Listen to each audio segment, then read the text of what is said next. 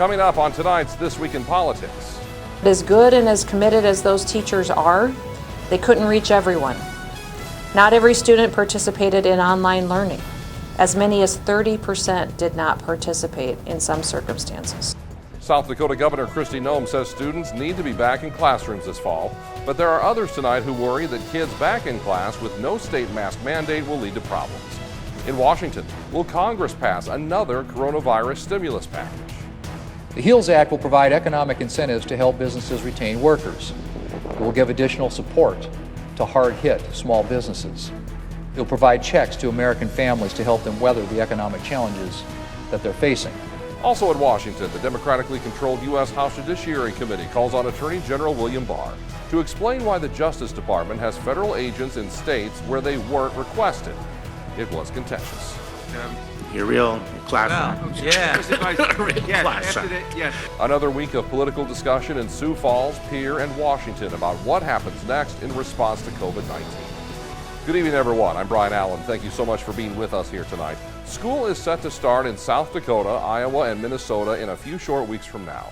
In South Dakota, Governor Noem says schools should prepare for in-person learning, but that she is allowing individual districts to come up with their own plans. The governor also reiterating her stance against mandatory mask policies.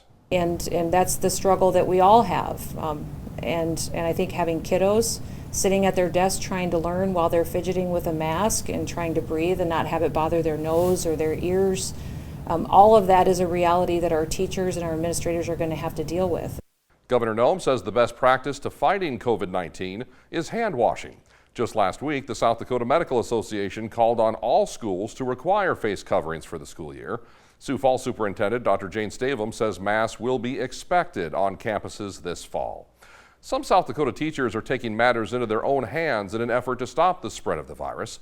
Fifth grade teacher Jessica Peterson has her tables spread out across the classroom. They can seat 2 to 4 kids. Her husband, a carpenter, built plexiglass dividers for each of those tables. I'm doing whatever I can to keep my students safe this year so that they have a space that they can sit at and learn, but that they know that they're protected. They have made some plans in Iowa as well about students returning to school in the fall. Governor Kim Reynolds has said students need to spend at least 50% of their class time actually in class. But in addition to that, there are contingencies in place to increase social distancing and the time students can be out of class if COVID-19 cases climb again. If a county's positive case threshold hits 20%, students would revert to full-time distance learning. I think collectively, all of us would like to think that we need to get our kids back in the classroom because the school provides so much more than just academics. They provide social and emotional learning. As for Minnesota, state officials there say they're giving districts flexibility to choose between in-person or online learning or a combination of the two. Governor Tim Walz says the state reserves the right to step in if the coronavirus gets out of control in a particular district, saying he knows the value of in-person learning, but the state's top priority must be safety. Staying in Minnesota, Governor Walz taking a lot of heat over his statewide mask mandate to stop the spread of the COVID-19 virus. That displeasure was on full display at the 65th annual North Star Stampede Rodeo in Effie, Minnesota, where the event organizer openly ignored a state order to limit the size of the event and actually encouraged attendees to not wear masks. Government works for the people, and I think they've forgotten that they're elected officials. We need to practice our right to vote and get the officials out of there that overstep government and bounds. Meantime, in Marshall, Minnesota, a man and a woman shopping at a Walmart are spotted wearing face coverings featuring the Nazi swastika, with the couple saying it was a sign of protest against the presidential campaign of Democrat Joe Biden. Here's Marshall's mayor, Bob Burns. Were you surprised this scene unfolded in Marshall? Well, we were very surprised that it unfolded at all anywhere in Minnesota, and it's unfortunate that it happened in our community. This week, Governor Walz had a message for those who oppose the mask mandate. He says he gets it. And I think it's such an American thing to fight and stand your ground and do all that. But I would tell you this, if you really need to do something to express how mad you are, wear your mask and go register to get people to vote against me. At least wear the damn mask. One more note about masks. This week, the subject became part of a larger political discussion involving the 2020 race for the White House, with Democratic hopeful Joe Biden saying if he is elected, he will make sure more personal protective equipment is made in the United States. As recently as July the 9th, I suggested that we in fact move to a program for Made in America so we didn't have to rely on foreign countries for protective gear or ingredients for drug manufactured in America. And one more brief note on the Biden campaign. This coming week, he is expected to announce his running mate for the 2020 Democratic ticket. It is believed that he will be selecting a female as his running mate, with the name being mentioned most often, California Senator and former 2020 Democratic presidential hopeful Kamala Harris. We will have to wait and see how that plays out. Coming up next on This Week in Politics, will Washington come through with another coronavirus relief package? This as the virus continues spreading and the economic effects of the pandemic continue to dig in.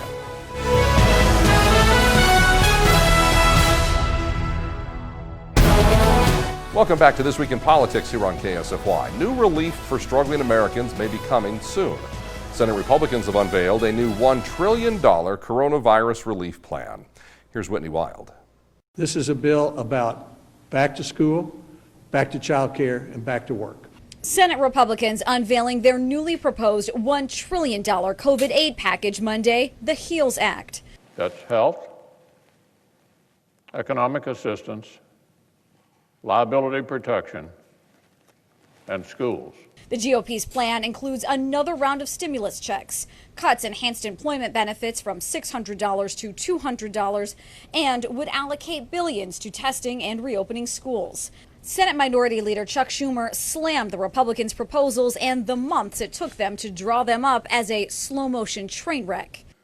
Not only do we not know if the president supports any of these proposals, we don't even know if Senate Republicans fully support them. And that is Whitney Wild reporting for us tonight. Democrats are upset with more than $300 billion in defense spending that Republicans have placed in the HEALS Act. And the Wall Street Journal reports nearly $2 billion has been set aside for the construction of a new FBI headquarters in this COVID-19 relief measure. Meantime, lawmakers from our region have not been shy about saying what a new relief measure should focus on. It will give schools more than $100 billion to help them safely reopen so that kids and college students aren't missing out on the academic, social, and emotional benefits of in-person learning. It will direct funds to diagnosis, vaccines, and treatments.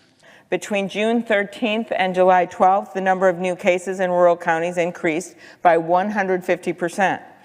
That is why we must take immediate action to provide critical support that rural areas need, areas that may not have easy access to hospitals. We're already paying the price of foreign ownership in our food supply system today. The time is now to aggressively pursue American options for production and processing in order to protect American consumers and our entire economy. Right now, we are actually giving an unfair and unnecessary advantage to the large, sometimes foreign-owned, meat processing facilities. We extend additional unemployment insurance, and remember that's on top of whatever the different 50 states give.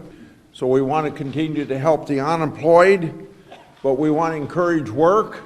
Staying on the topic of the economic hit of COVID-19, South Dakota's budget expected to see some impacts from the coronavirus pandemic. As you know, the state recently closed the 2020 budget year with a surplus of about $19 million. But with tax revenue down due to the pandemic, officials say the budget will see shortfalls anywhere from $16 to $40 million. Our concern is that this will trickle on longer as businesses struggle or if people are afraid to go out. As things continue to develop, we're hoping that our revenues maintain what they have, but we also know that going into the future that their sales tax could definitely continue to take a hit. Coming up next on tonight's This Week in Politics, policing in America, and why a Minnesota senator is upset over what she says is a snub towards African American history by some lawmakers in Washington.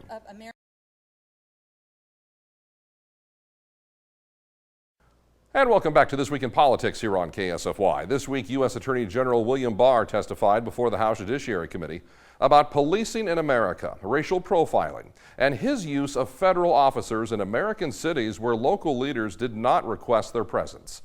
Here's Daryl Forges. Your tenure has been marked by a persistent war against the department's professional corps in an apparent attempt to secure favors for the president. Attorney General William Barr in a long-awaited showdown with the House Judiciary Committee. I want to thank you for defending law enforcement, for pointing out what a crazy idea this defund the police policy, whatever you want to call it, is, and standing up for the rule of law. This is the AG's first hearing before the committee, where he came under fire for the handling of several issues, including his involvement in the prosecutions of 2 allies of President Donald Trump and his move last month to oust U.S. Attorney Jeffrey Berman. The president has not attempted to interfere in these decisions. On the contrary, he has told me from the start that he expects me to exercise my independent judgment. Barr also facing a barrage of questions from Democrats on his handling of the use of force against protesters in Lafayette Square, protests in Portland, and the issue of police brutality. You seem to have a difficult time understanding systemic racism and institutional racism that has plagued so many. The Attorney General pushing back, saying monuments need to be protected, the need for law and order, and police should not be demonized. The demonization of the police is not only unfair and inconsistent with principles of all people should be treated as individuals, but gravely injurious to the inner city communities. I'm Daryl Forges reporting. Before we leave you tonight, a word about a measure in the United States Senate backed by Minnesota Senator Tina Smith to make Juneteenth a national holiday, marking the day in June of 1865 when African Americans were freed following the Emancipation Proclamation of the late President Abraham Lincoln. This week, Senate Republicans were able to block the measure from being considered. Juneteenth is among the oldest celebrations of emancipation, and it is worthy of a federal holiday. It is not only important to honor this day as a federal holiday, but it is also important to recognize it as a part of American history. That is This Week in Politics for tonight. I'm Brian Allen. We hope to see you again next Sunday night right here at 10:30. And as always, from all of us to all of you, good night.